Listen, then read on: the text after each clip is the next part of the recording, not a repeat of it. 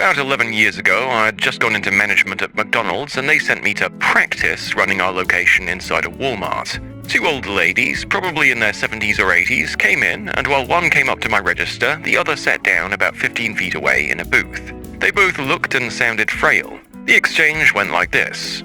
I said, "Hi, what can I get for you today?" The first lady, "Yes, I'll have the lunch meat combo." I'm sorry, what? "The lunch meat combo." "I'm sorry, we don't have that here." "Oh, well, what do you have?" "Well, we have burgers, fish, chicken." "Wait, what is this place?" It's a McDonald's." The first lady turns to look at her friend and literally yells, "They don't have the lunch meat combo here." The other lady, sitting 15 feet away, "What? I said they don't have the lunch meat combo. What do they have? It's McDonald's." "What? McDonald's? Where are we?" Lady one looks at me. "Just give us a couple of minutes, dear." I say, "No problem, take your time." At that point, I had to step away because the interaction reminded me so much of the SpongeBob episode with the two older ladies and the chocolate bars that I was about to die laughing. So I had someone else take over the register and told them to promo their meals because they made my day.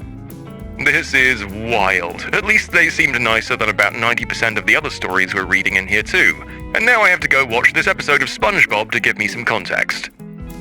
Worked at Chick-fil-A for too many gosh-awful years. A guy walks in looking at his phone and says, "I'd like the fish sandwich combo." Cue confused blinking on my part, and then I finally asked, "What was that?" The guy looks up from his phone, sighs, and said, "I want the fish sandwich." I say, "Sir, this is Chick-fil-A. Literally all we have is chicken." He finally looked up at the menu behind me, then around the restaurant, completely bewildered, turned around and walked out. I don't even know how he drove there, parked, and walked in without noticing where he was. Worked at a small roadside produce place. My boss had a few different stalls, so I was often left to run the stall myself. I remember this lady walked up. "Do you have any tomatoes?" "No, sorry, we don't." "But the place down the street has them." "Then go there." Someone asked me, "What type of meat is on the grilled chicken sandwich?" I responded, "Muskrat." He didn't think it was very funny. My family runs concessions trailers at fairs. Lots of great stories, but this one always sticks out. We have a giant 16-bay steam table directly in front of the serving counter. It's old and some pans don't sit quite right, so there's always a bit of steam leaking out. Our trailer is built around one item, pierogies, and the trailer is even called that. All the signs advertise pierogies in big letters. So one day, it's like 90 degrees out and sweat is just running off all of us. We're packed, the line is running down the street, and we're 8 servers deep at the window. Customer comes up to the window after standing in line for probably about 15 minutes, sees us with soaked shirts and headbands, steam pouring out of the trailer, and they ask, "What flavor ice cream do you have?" A customer called the store with a very specific request that I did my best to fulfill. She had her husband pick it up. He returned 20 minutes later with food thrown in a bag out of its container and then threw it across the counter at me. His wife called to tell me I would never amount to anything. I was on my final 2 weeks, so telling her to make her own dinner was particularly rewarding. I worked at a Chili's, and when I was hosting, old people would constantly come in and talk about how weird it was that we redecorated so suddenly. And where did the salad bar go? They thought we were Sizzlers, which was 2 buildings away from us. It happened at least 4 times. I also work there, and it amazes me that people make that mistake everywhere. I have people come in to pick up food and get incensed at the fact that we don't have their name on our list, and we must have screwed up. Then I ask what's on their order, and they rattle off food from the Outback Steakhouse, which is next door. They say nothing and walk out the door. Like, I get making mistakes, but how do you miss a giant pepper on the side of the building, expecting steaks with an Australian theme? I worked at a pharmacy and once had a doctor call in to ask if we do doctor's notes. The pharmacist carefully explained that this was a pharmacy and that only doctor's offices can give out doctor's notes. We only receive prescriptions. The man said okay, then after a moment of hesitation asked again and received a gentle but firm no. The pharmacist got angry and hung up with him after telling him no yet again. We received a call from him 3 more times. I picked up the last one and answered, "This is," and I gave a different pharmacy name. "How can I help you?" He started out by asking if we were located on John Street. I said no. Then he asked if we do doctor's notes yet again. After a brief pause where I contemplated life, I just responded, "Sir, we're a pharmacy." He then proceeded to hang up on me. What a jerk. I used to manage a Del Taco during my high school teenage years, and we had an older man come in once a month and drive straight past the speaker to our window. At said window, he'd look at me until I came over, start ordering Starbucks, and then midway through realize it was a Del Taco and drive off. Once a month, every month, for 2 years. I worked in a Jimmy John's. A dude in a military uniform came in asking about a military discount. I told him we don't give military discounts, to which he proceeded to flip out, pull out his phone and start recording a video, ranting about how he won't give him his military discount like he deserves. When I was really young and had recently tried fried calamari, I confused it with the fried clam strips at White Castle. I was adamant that they had fried calamari and convinced my dad to order it for me at the window. They laughed at him. I worked in a restaurant and people can get Deliveroo or Uber Eats from us. A couple of times a week, a driver will show up and show us their phone with an order for a 12-inch sub. Yeah mate, that's the Subway across the street. We're a pizzeria. Read the address. God knows how they find the customers' houses. I worked at Burger King when I was a teenager. We're short-staffed one day and the girl on the drive-thru was on break, so our manager stepped in to cover her. He was pretty old and didn't have the best hearing, so most customers were pulling around to the window to talk to him as he was struggling to hear through the headset. Anyway, this one guy rolls up to the windows and shouts, "I want a large Big Mac meal with a Coke, please!" Is that so damn hard? My manager very calmly says, "My apologies, sir, that won't be difficult." He leans out the window and points down the road. There's a McDonald's about 3 miles in that direction. They'll be able to help. Have a nice day, sir. Then he just closes the window and walks around the corner out of sight. I laughed so hard. I worked at Dairy Queen. Had a lady saunter in all frustrated, bag in hand. Whipped out her receipt without giving me much context and said, "There's supposed to be a buyer blast." I told her, "Mom, this is for Taco Bell."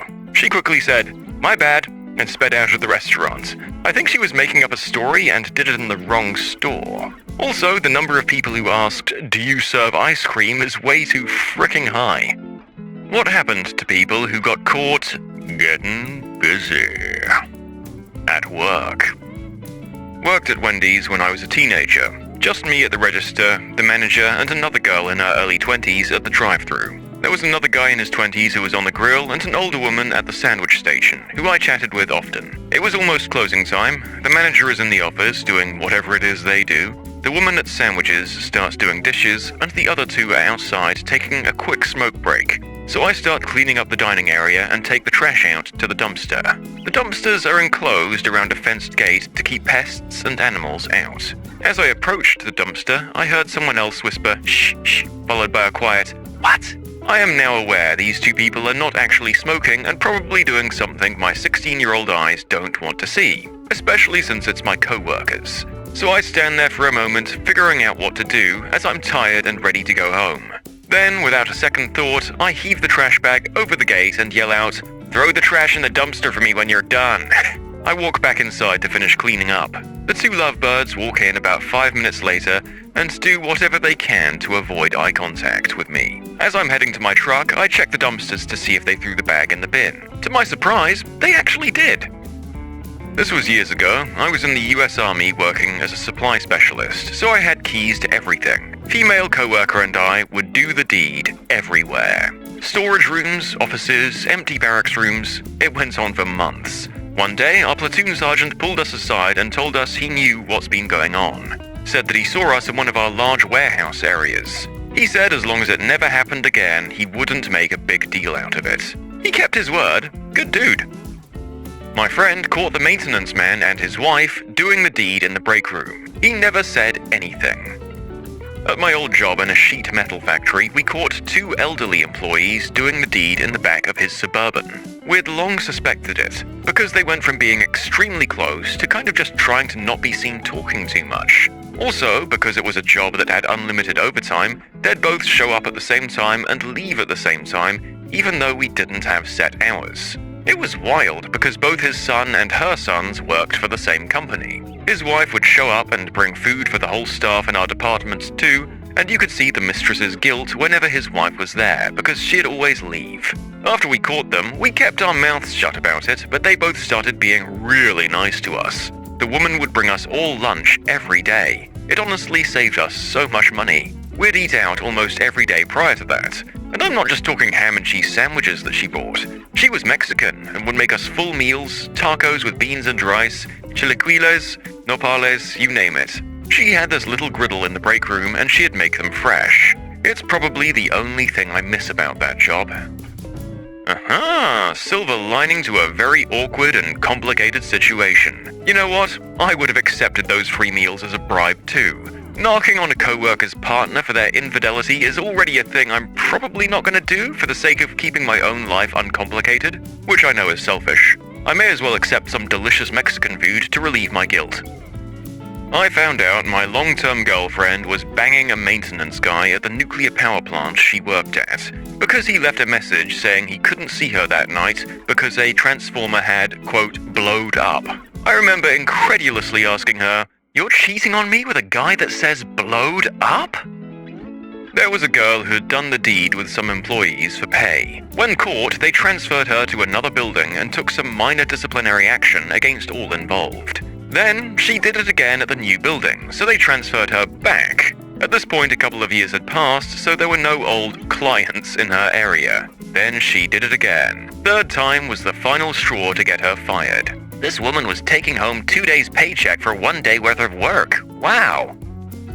I worked with a guy at my previous job who was a night security guard for the main facility. Very smart guy, but had tons of self-destructive behavior when he was doing well. He was caught on camera entering an office with a night janitor, and she confessed that they'd been doing the deed at work. When confronted, he admitted to doing the deed with her, and they said he'd be terminated. He agreed, but first asked them to show him where it explicitly said in the company policy that doing the deed on company grounds was prohibited. He'd already reviewed the company policy and knew he had a claim of potential wrongful termination, and they did as well. Soon after, we had an updated corporate policy release with some clarification on what was considered appropriate work behavior. The guy actually stayed with the company for years and went on to work in manufacturing, where he was terminated for more self-destructive behavior. People ask for more stories, so I'll share a few of the ones I recall and aren't too personal to him. Once, he went just beyond the city limits, it was a large city, to a decent-sized river and creek. He was shooting a sawed-off shotgun into the water when the cops came after numerous complaints. He had all the licenses required to duck hunt and could legally hunt there, but the officers had to talk him into moving to a safer location, because he wasn't hunting after all. The other story I recall was him driving a tiny front loader at work that a third-party contractor had bought in for the day. He ended up messing something up and then using the safety policy against the company as a way to protect himself. I can't recall the exact reasoning behind this one, but we all thought it was the end for him, but he managed to work himself out of it. Okay, what's today's topic? Reed's question. I didn't know I couldn't do that. Back in 2010, my high school basketball coach got caught doing the deed with a very pregnant teacher in the hospitality room of the school. And I mean very pregnant.